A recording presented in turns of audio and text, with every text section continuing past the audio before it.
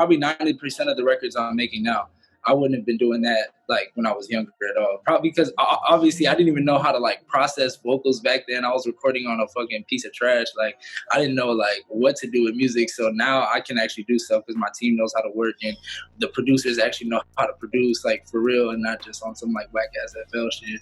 It's aged well actually. Like I'm definitely more comfortable in the studio. Like I can work, I can like create songs like this if I had to that are still like, you know what I mean, like efficient and great songs and different feels. And even since the early days, like I was doing diverse records and I was trying. It was so much shit that never came out. Like I was doing like mixtapes worth of like just random boom bap shit for the first couple years, and then I went to like.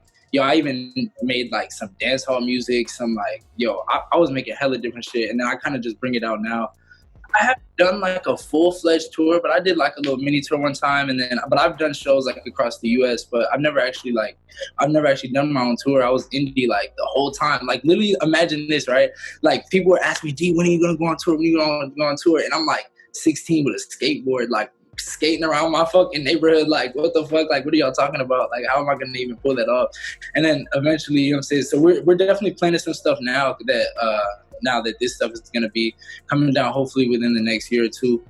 Hopefully everybody just starts touring again and just goes back to normal. But yeah, like in terms of stories, man, like I've done like house shows are my favorite. Like the craziest shit always happens at house shows. Like I've done house shows in AZ. Like I remember I pulled up one time, bro, and I pulled up with all my equipment. Like imagine me, the artist, with my own vehicle, pulling up with the most legendary equipment. Like a fucking 40-inch sub, like no joke, like a sub like big as fuck like that. And I put that shit in the back of my truck with two big ass 12-inch speakers, the whole setup, the fucking mixer, just to do a house show. And then we started going, bro, literally like 30 minutes into the rapping shit. After we finally got everything set up, we had to get shut down, bro.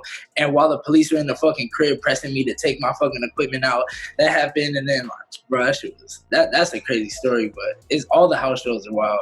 Especially when it comes to like, bro, Hollywood. Like I live in LA now, right? So like my ventures into going into Hollywood and shit, bro, like it was definitely like interesting. Like being at this age too, and like being a young guy around like a lot of other people, it was definitely like weird, like super weird.